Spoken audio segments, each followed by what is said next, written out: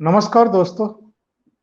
आज हमारे साथ एक खास मेहमान जुड़े हुए हैं। मुंबई से जाने माने पत्रकार, पूर्व संपादक, लेखक, चिंतक, मनीषी भाऊ तोरसेकर। भाऊ, आपका स्वागत है। भाऊ, आज हम इस विषय पर बातचीत करेंगे जो इधर चर्चा भी चल रही है जब से उद्धव ठाकरे ने हम्म, शिवसेना का गठबंधन एनसीपी और कांग्रेस से किया है। वैसे तो तभी से ये चर्चा है कि धीरे धीरे शिवसेना का कांग्रेसीकरण हो रहा है। मुझे याद है, और सोशल मीडिया पर भी एक इन दिनों वीडियो चल रहा है बाला साहब ठाकरे का, जिसमें वो ये कहते हुए दिखाई दे रहे हैं कि जब मुझे लगेगा कि शिवसेना का कांग्रेसीकरण हो रहा है तो मैं इसका शटर डाउन कर दूंगा। आपका क्या आकलन है भाऊ?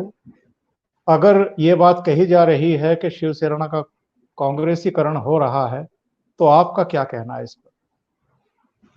मैं तो सामना शुरू होने पहले जो उनका वीकली था, साप्ताहिक मार्मिक, उसका जी 3.5 साल कार्यकारी संपादक रहा हो। जब मुंबई थाना से निकलकर महाराष्ट्र तक शिवसेना पहुंच गए, उसी जी समय में 86 से लेकर 85 से लेकर 88 तक में उनका संपादक रहा। वही जी मुखपत्र था शिवसेना का। जी तो उस वक्त जब मर्यादित थी शिवसेना, तो उसके 12 नेता थे। तो एक बार मेरी उनसे बात हुई थी बाला साहब से, तो मैंने उनको कहा था कि देखो, अब महाराष्ट्र में शिवसेना जा रही है, तो आपके 12 नेता जो है, नवलकर, जोशी वगैरह जो थे डाके, तो उनसे काम कैसे चलेगा? आपको नेताओं की संख्या बढ़ानी पड़ेगी। तो उन्होंने मुझे बात, बड़ी भारी बात बता दी थी, वो मैं बता दूं आपको। वो जी बोले थे कि मुझे मुझे शिवसेना की पीएसपी नहीं करनी है। पीएसपी का मतलब प्रजा समाजवादी पार्टी थी उस समय, जो जी आगे चलकर समाजवादी पार्टी बनी, जनता पार्टी हो गई, जनता दल हो गया, वगैरह वगैरह। अब उसके ही 10-12 टुकड़े हम यहाँ वहां देखते हैं। तो हम्म। पीएसपी का मतलब समझ लेना चाहिए। समाजवादी पार्टी जो थी, उसमें कार्यकर्ता कम थे और नेता ज्यादा थे। जी तो एक ही मंच पर यहां खड़ा होकर मधु दंडवते एक बात करते थे, और बिल्कुल उसके खिलाफ दूसरे कोने पर खड़ा होकर मधुलिमय बोलते थे। तो बाला साहब हम्म। का कहना यह था कि नेता पार्टी नहीं चलाता, कार्यकर्ता पार्टी चलाता है। जी तो उनकी जो जान बसती थी, वो जो एमएलए है, एमपी है, कोई नगर सेवक है, उसमें नहीं थी। वो अपने शाखा प्रमुख थे, विभाग प्रमुख थे, उन पर ज्यादा भरोसा रखते थे। एक दो बार तो मैंने सामने देखा था कि कोई एमएलए, नगर सेवक है, अगर उसका और उधर का शाखा प्रमुख है, उसका झगड़ा होता था, तो शाखा प्रमुख की साइड लेते थे। जी तो उन्होंने बोला, हुआ एक कोई था, उसको बोला कि इसकी वजह से तू एमएलए है, तू एमएलए, इसकी वजह सही। से वो शाखा प्रमुख नहीं है। ये जो जी जी हर दिन काम करता है, उससे जो वोट निकलते हैं, उससे तुम एमएलए या नगर सेवक बनते हो। ये जो सही। सोच थी उनकी, जो ये सोच जो थी, इसलिए वो बाहर बैठकर भी पूरे एमएलए, कोई मिनिस्टर बना, चीफ मिनिस्टर, उसको कंट्रोल कर सकते थे। जी तो कांग्रेसीकरण हो रहा है, उसका मतलब शिवसेना संगठन नहीं रहा, पार्टी बन जाती। कांग्रेसीकरण का मतलब क्या होता है कि जी संगठन का मतलब सिर्फ चुनाव से होता है, और समय कोई संगठन है ही नहीं, उसको पार्टी बोलते। लेकिन शिवसेना वैसी नहीं थी। मैंने बीच में कुछ मराठी में वीडियो बनाए थे, जब 2-3 महीने पहले की बात है, कि भाई मुंबई में इतनी बुरी हालत है, इसको शिवसेना ही संभाल सकती है। तो एक जी 40 साल का नासिक का कोई आदमी था, उसने मुझे ईमेल भेजी कि आपने जो बोला है वो बिल्कुल सच है। क्योंकि जब वो 12वीं में था, तो 12वीं की परीक्षा हो गई, और अकेला मुंबई नासिक से आने वाला था। तो जी उसके पिताजी ने उसको बोला कि देख बच्चा, अगर मुंबई जाएगा, कुछ गलती हो गई, गड़बड़ हो गई, तो सीधे पुलिस थाने जाना, उधर अब तुमको मदद मिलेगी। और अगर पुलिस थाना नजदीक नहीं है तो कहीं भी शिवसेना शाखा होगी, उसमें चले जाना, तो किसी भी संकट से निकल आएगा। तो ये शिवसेना थी। मैं उसको बोलता हूं कि जब डिजास्टर मैनेजमेंट ये शब्द ही नहीं था, तब डिजास्टर मैनेजमेंट चलाने वाला अगर संगठन कोई था तो वो शिवसेना था। वो आज वो शिवसेना नहीं रही, पार्टी है, और बहुत सारी पार्टियां। तो वैसी पार्टी आम आदमी को चाहिए कि नहीं, वो सोचने का तो मैं नहीं सोचता, लेकिन आम आदमी को वो शिवसेना चाहिए थी कि कुछ भी, कोई भी संकट है, डिजास्टर हो जाए तो शिवसेना है। ये आज तो बोलते हैं ना, मोदी है तो मुमकिन है, स्लोगन है, लेकिन शिवसेना है तो मुमकिन है। जब कसाब का हमला हुआ था मुंबई पर, उस समय कितने बच्चे शिवसेना के जवान रास्ते पर आ गए थे। 93 में बम बम फटे थे मुंबई में, जी तो हाँ। किसकी एम्बुलेंस दौड़ती थी, आप उस समय का अगर रिकॉर्डिंग होगा तो आपको मिलेगा। इमीडिएटली शिवसेना के बहुत सारे शाखाओं में रक्तदान की मुहिम चालू हो गई थी। वो शिवसेना आज नहीं है। तो आप जिसको कांग्रेसीकरण बोलते हैं ना, वो शिवसेना एक पॉलिटिकल पार्टी बन गई, शिवसेना संगठन बचा ही नहीं। जो गली, हर गली कुचे में था, शाखा थी, एक शाखा के नीचे 8-10 उपशाखाएं होती थी।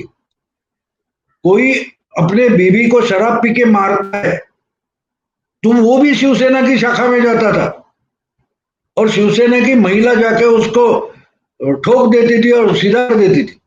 ये जो शिवसेना थी वो अभी नहीं रहे। तो कांग्रेसीकरण आप बोल रहे हैं ना, तो कांग्रेस का भी वही वही था। जब 47 के पहले जो कांग्रेस थी वो एक मूवमेंट थी, संगठन था।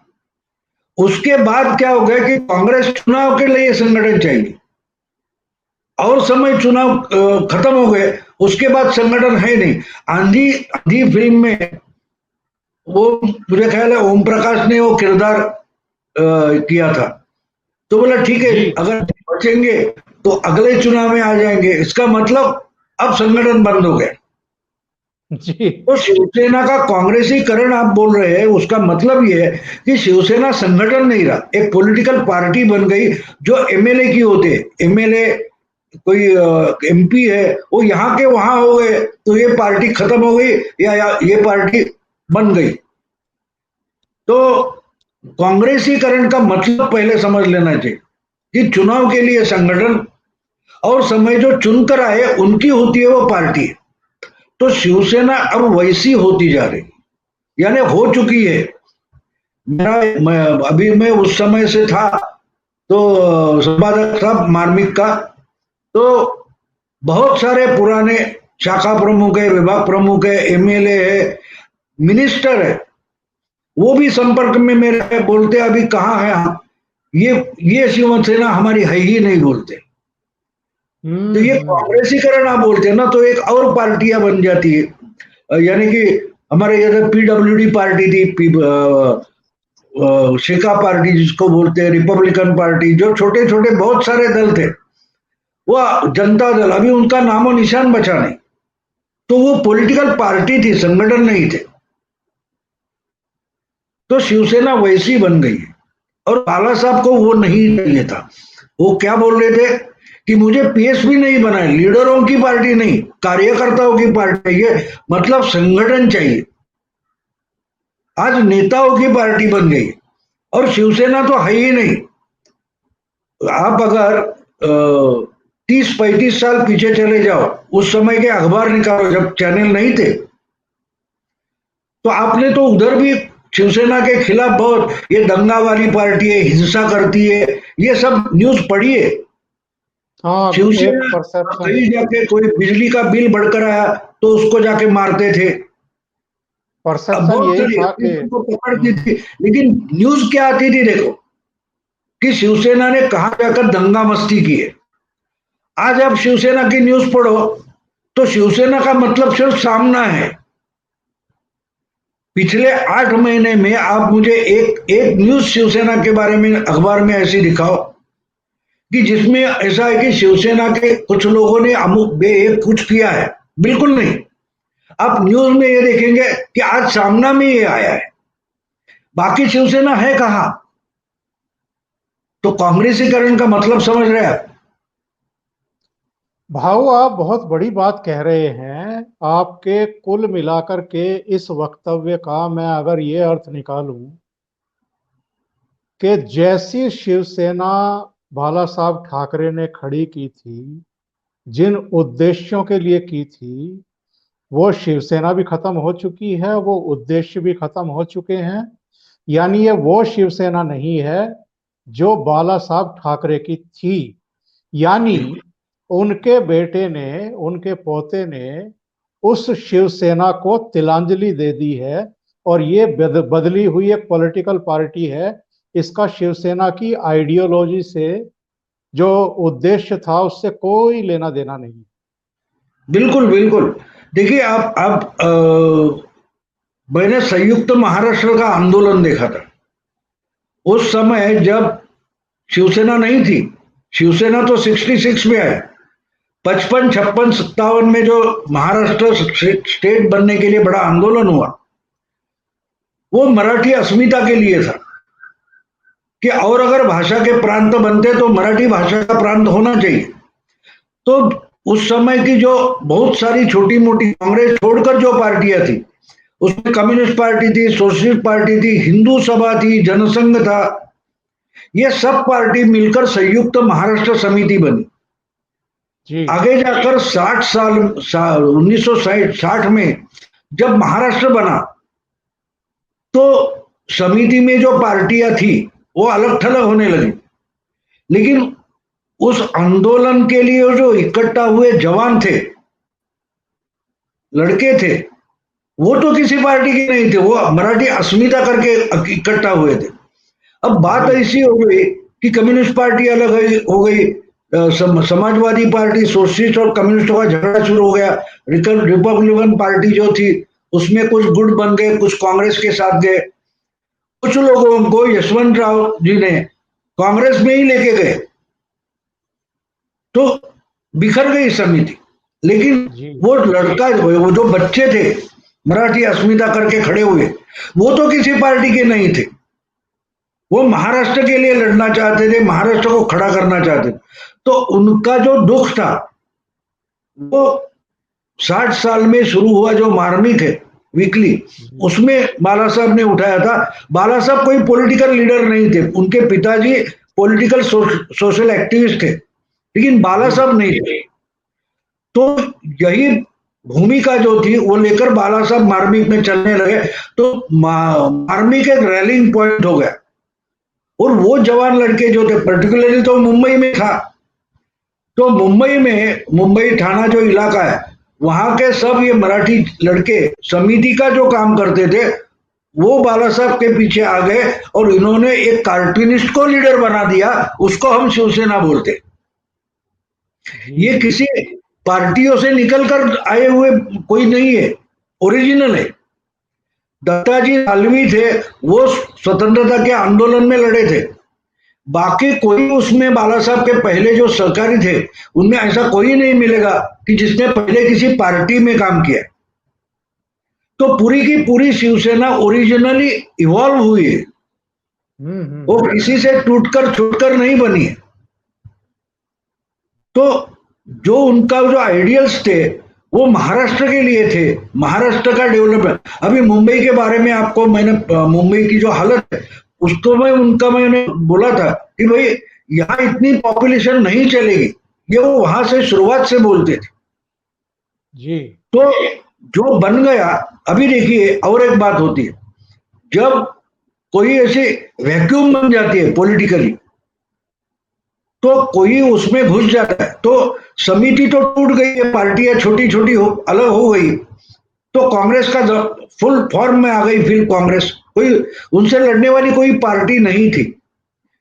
तो पहले उसका बाला साहब बोले थे पॉलिटिक्स तो कोई व्याधि है, रोग है, हम इसमें नहीं जाएंगे। फिर बाद में उन्होंने कॉरपोरेशन में चुनाव लड़े और शिवसेना मुंबई में अपोजिशन पार्टी बन गई, और जी ऐसे ऐसे सब पार्टियां खत्म हो गई क्योंकि आइडियोलॉजी के पीछे गए। लेकिन जनता के सवाल के जवाब शिवसेना का कार्यकर्ता ढूंढता था। अब आपको एम्बुलेंस की बात बता दूं, गजानन वर्तक नाम का शिवसेना का शाखा प्रमुख था ओपेरा हाउस में। जी। तो वो कहीं भी डेसा एक बिल्डिंग गिर गई, ये दौड़ कर जाएंगे।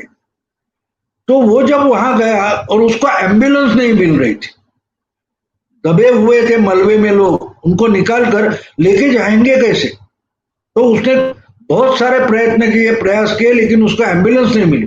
तो उस दिन उसने तय किया कि मैं शिवसेना हमारी शाखा के लिए अलग एम्बुलेंस ले लूंगा, और वहां से एक एम्बुलेंस का मामला शुरू हो गया। तो अगले 15-20 साल में मुंबई में अकेले में 300 से ज्यादा शिवसेना की एम्बुलेंस थी। अरे आज बाप आज कोरोना के समय में आप टीवी पर रोज न्यूज देखते होगे मुंबई की, कहीं आपने शिवसेना रुग्णवाहिका सेवा ऐसा बोर्ड देखा, कोई एम्बुलेंस देखी? तो वो शिवसेना और आज की शिवसेना में फर्क आपको समझ में आएगा।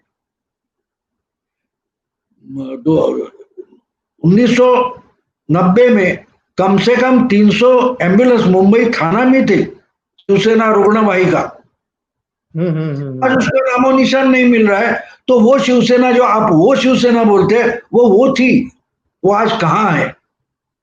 एमएलए वगैरह है, वो मानता हूं, उनका चीफ मिनिस्टर है, सब कुछ है, लेकिन बाला साहब ने जो शिवसेना बनाई थी वो कहीं नहीं मिल रही। यानी जो आइडियोलॉजी थी, जो सिद्धांत थे, जो कार्य थे, जिन मकसद के लिए बनाई गई थी, वो तो खत्म हो गई। अब जो ये बदली हुई शिवसेना है, सुनने में तो ये भी आता है मुझे यहाँ बैठ कर के कि शिवसैनिकों में ही बहुत ज्यादा नाराजगी है निचले स्तर पर। कोरोना वायरस से निपटने का जिस तरीके से प्रयास होना चाहिए था, और बहुत सारे शिवसैनिक भी ग्रस्त हुए हैं, उनके रिश्तेदार, उनके मित्र, उनके करीबी, उनको भी ठीक से सुविधा नहीं मिल पाई है। तो अगर आपका कार्यकर्ता ही आपसे संतुष्ट नहीं है, भले ही आपने कितने भी नेता खड़े कर लिए हैं और आप कुर्सी पर भी हैं, महाराष्ट्र की जो सबसे बड़ी कुर्सी है उस पर आप विराजमान हैं, तो इसका कितना बड़ा खामियाजा इनको भुगतना पड़ेगा, राजनीतिक रूप से भी, सामाजिक रूप से भी।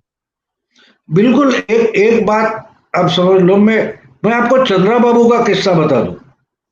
जी। चंद्रा बाबू 2018 में जब एनडीए से निकलकर उन्होंने ही अविश्वास प्रस्ताव रखा था, तो वो जी। एनडीए से जब निकल गए, उस वक्त मैंने मेरे ब्लॉग पर लिखा था, ये चंद्रा बाबू की राजकीय आत्महत्या है, ये पॉलिटिकली सुसाइड कर रहे हैं।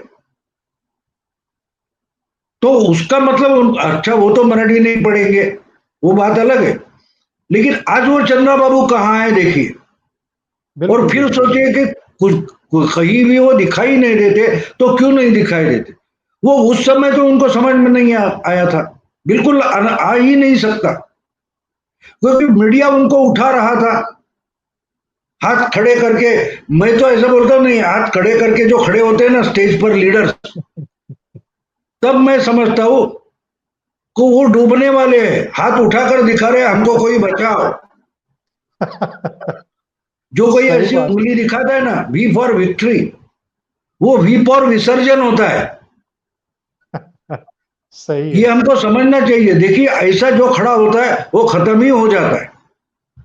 तो आज आपने जो सवाल पूछा, शिवसैनिक तो दूसरों की मदद के लिए दौड़ता था, आज उसको ही मदद नहीं मिल रही। और जी मेरे जी। संपर्क में बहुत सारे हैं, वो बोलते हैं आज अभी एक बात बता दो आपको, जब ये माइग्रेंट वर्कर्स का प्रॉब्लम खड़ा हो गया, महाराष्ट्र में भी अलग अलग जिले से मुंबई आए, ठाणे आए हुए लोग हैं, उनको जाना था, जी।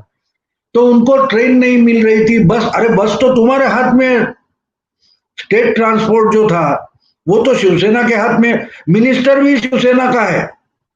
अब देखिए, गर्मी की छुट्टियां पड़ती थी, तो हमारे कोंकण में गांव में जाने के लिए, देहात में जाने के लोगों की बहुत भीड़ होती थी, तो उनको बस नहीं मिलती थी, 15-15 दिन पहले रिजर्वेशन करना पड़ता था। तो उस समय जब शिवसेना का एक एमएलए था, सिर्फ एक एमएलए था जिसका नाम था छगन भुजबल, जी जी। उस वक्त शिवसेना के शाखा प्रमुख जो थे बाहर बोर्ड लगाते थे कि भाई जिनको गांव जाना है, अपने मुल्क जाना है, तो उनके लिए हम बस छोड़ेंगे, आप यहाँ के रजिस्टर करो। तो वो समझो 40-50 जो पैसेंजर चाहिए उनका पैसा लेते थे, रजिस्टर करते थे, ट्रांसपोर्ट बोर्ड में जाकर भरते थे, और एक बस आती थी और वो वहां भरेगी, शाखा में भरेगी, और जिस गांव में पहुंचना है उसी गांव में जाके छोड़ती थी और खाली वापस आती थी। ऐसी 3-3, 4-4 हजार बसें मुंबई से छूटी है जब शिवसेना सत्ता में नहीं थी। जी जी जी। देखिए, अब ये काम एक शाखा प्रमुख कर सकता था, और आज स्टेट ट्रांसपोर्ट का मिनिस्टर ही शिवसेना का है, वो नहीं कर पा रहा है। तो वो शिवसेना और आज की शिवसेना, उसका फर्क आप समझ सकते हैं कि एक बोर्ड लगाते थे बस, और लोगों का इतना भरोसा था कि भाई आपको रिजर्वेशन को जाने की तकलीफ नहीं है, यहां पैसा भरो, इस दिन यहां से बस छूटेगी, और पूरी बस भर के जाती थी, उसमें कंडक्टर भी नहीं होता था, सिर्फ ड्राइवर। वो जाएगा उसी गांव में बस खाली करेगा, वापस आएगा।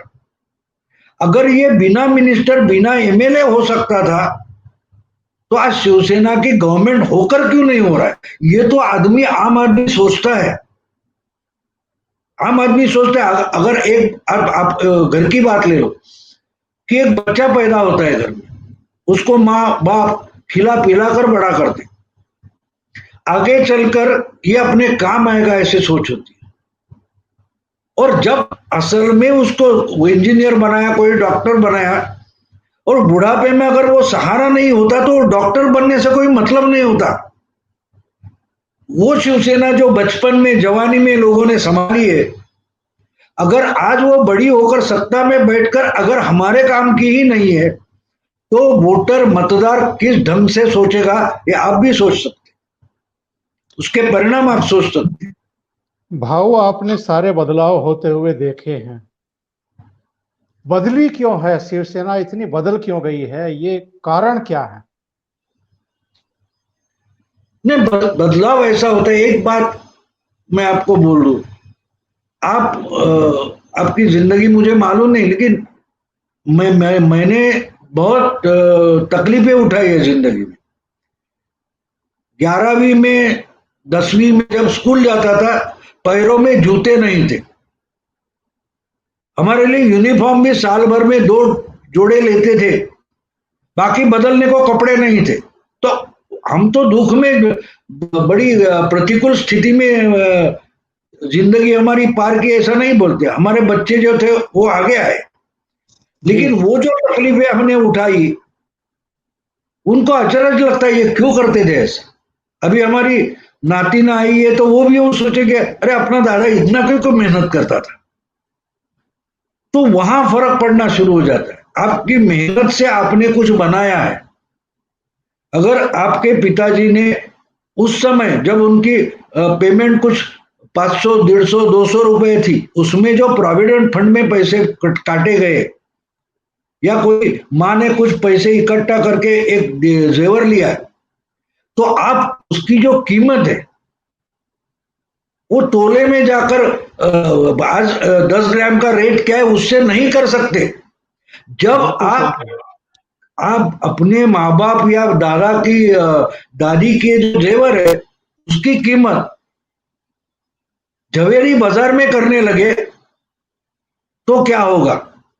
तो शिवसेना बदली, और बहुत सारी पार्टियां, कांग्रेस क्या बदली है देखो, कांग्रेस इतनी दुर्दशा में पड़ी है, लेकिन जिसको अध्यक्ष बना है उसको उसकी फिक्र ही नहीं, क्योंकि उसने वो बना ही नहीं है, उसको उसकी कीमत ही मालूम नहीं।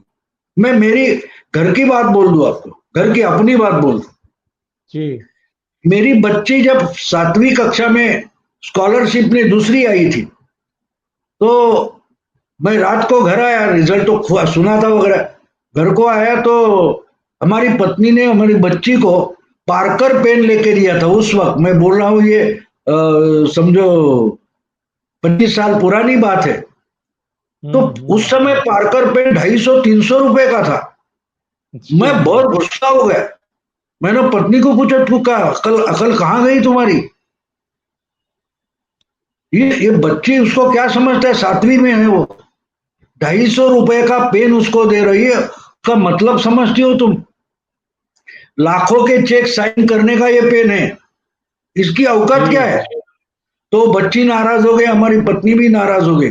तो बाद में मैंने उसको समझाया कि उसको कमाए हुए हम, मेरे पत्नी का बोलना था ऐसा कि भैया हमको तो परवड़ता है ना, हम कमाते हैं। मैंने बोला वो बात नहीं है, हमारी बच्ची को रुपए की कीमत समझ में आनी चाहिए। सही। आज तुम उसको ढाई, बाप उसका 50 रुपए का पेन नहीं ले रहा है और तुम उसको 250 रुपए का पेन दे रहे हो, तो आगे चलकर वो गाड़ी मांगी वो भी तोड़ देगी। तो उसको मेहनत की, रुपए की नहीं, मेहनत की जो मूल्य है, मेहनत का वैल्यू है, वो अगर नहीं पता चलेगी वो जिंदगी में बिगड़ जाए। तो ये सही। क्यों होता है? अगर आसानी से आप डायरेक्टली, बाला साहब ने संगठन बनाया, नेहरू हो या गांधी जी हो, उस समय के लोग थे, उन्होंने वो संगठन बनाया था। राहुल गांधी का बतौर खिलौना मिला है।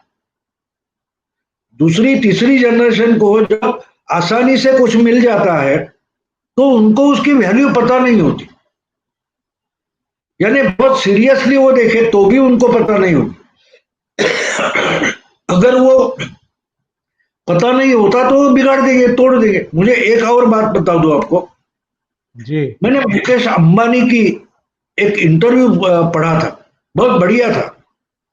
उन्होंने कहा था कि 6 दिन हमको बाप ही होता नहीं था।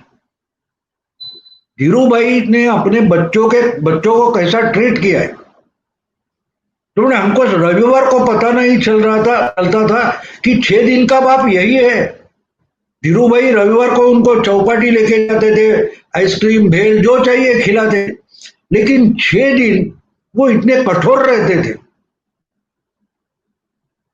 और जब वो बीकॉम के अंतिम साल में थे मुकेश अंबानी, तो उनको रिलायंस में लाया था। और धीरू भाई के नीचे तीसरे स्तर पर एक कोई मैनेजर था, वो बड़ा खड़ूस था। जी। तो धीरू भाई ने मुकेश को उसके अंडर दिया था और उस मैनेजर को बोला था तू इसको कैसा हैंडल करेगा उस पर तेरी नौकरी निर्भर है।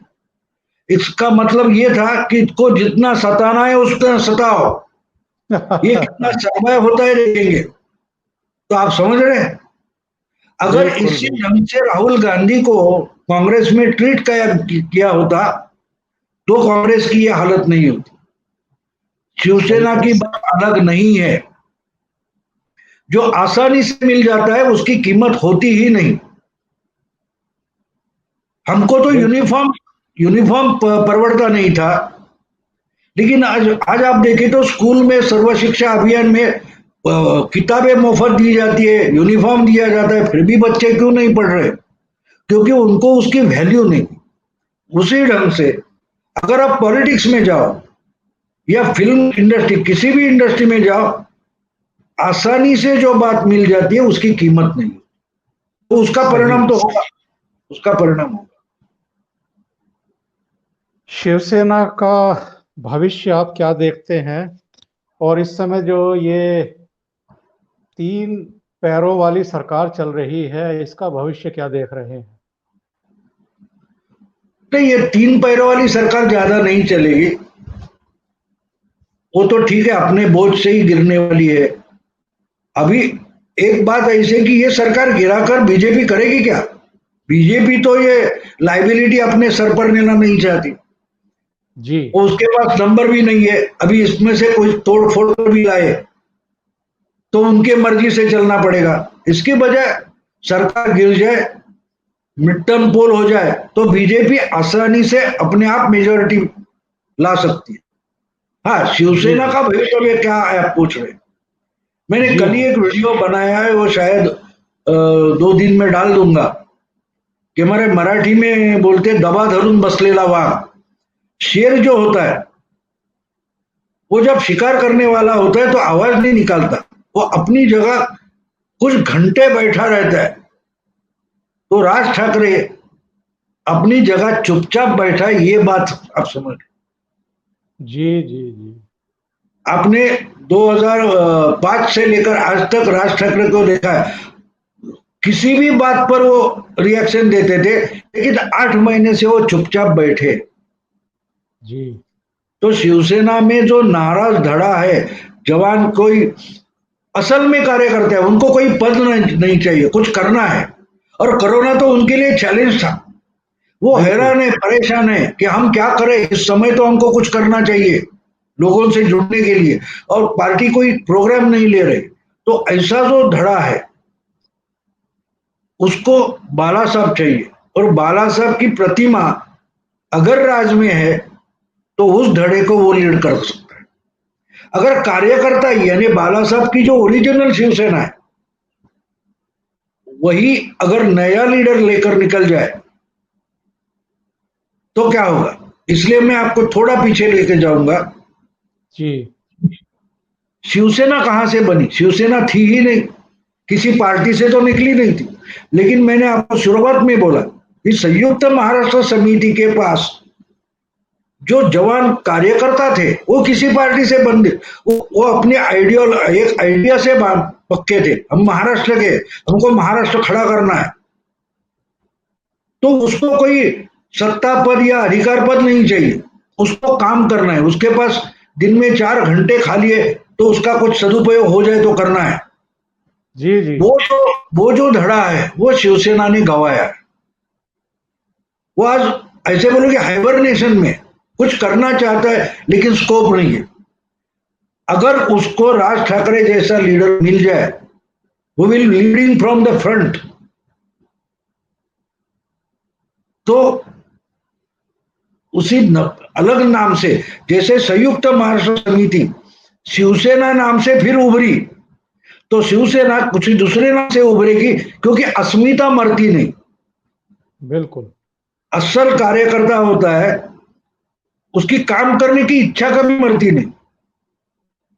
और शिवसेना का जो प्रोग्राम है वो तो भाजपा कांग्रेस में नहीं है।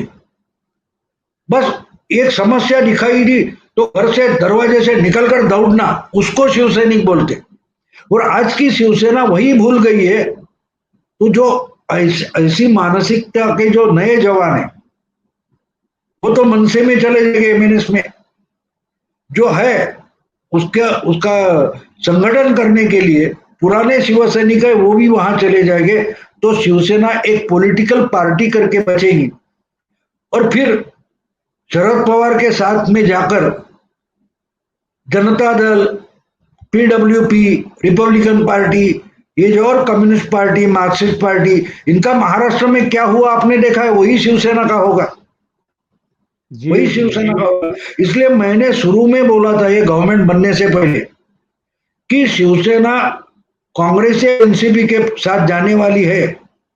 तो कांग्रेस की ऑफर क्या है? देखो, कांग्रेस की ऑफर ये है, वो पीएमसी बैंक जैसी है। आपके पास जो पूंजी है हम 3 साल में 4 साल में दोगुना कर देंगे, लेकिन आज पूंजी आप डालो, आज हम आपको कुछ नहीं देने वाले। तो शिवसेना ने युति तोड़ी है। ये तो बोलेंगे हमको अभी नहीं चाहिए चुनाव में, आप तो क्या करेगी शिवसेना? और संगठन तो खत्म हो गया है, हाइबरनेशन में चला गया। अगर वो संगठन भी राज ठाकरे हाईजैक कर जाते हैं और वो छोटी छोटी, अभी परसों उन्होंने स्टेटमेंट किया कि जल्द से जल्द मंदिर खुले कर दो। ये किसका एजेंडा है? देखो आप, राज ठाकरे जो छोटी छोटी बातें बीच बीच में बोलते हैं, तो क्या बोलते हैं देखो, जो शिवसेना का ओरिजिनल एजेंडा है। बिल्कुल बिल्कुल।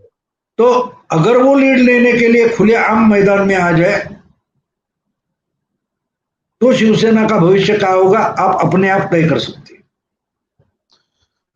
बहुत बहुत धन्यवाद भाव, बात करने के लिए। बहुत विस्तार से आपने इस पर रोशनी डाली है, जो भी सवाल उठ रहे हैं, खास तौर से शिवसेना का जिस तरीके से डिक्लाइनेशन देखने को मिल रहा है सबको, और नाराजगी देखने को मिल रही है, यहाँ तक कि शिवसैनिक भी नाराज हैं।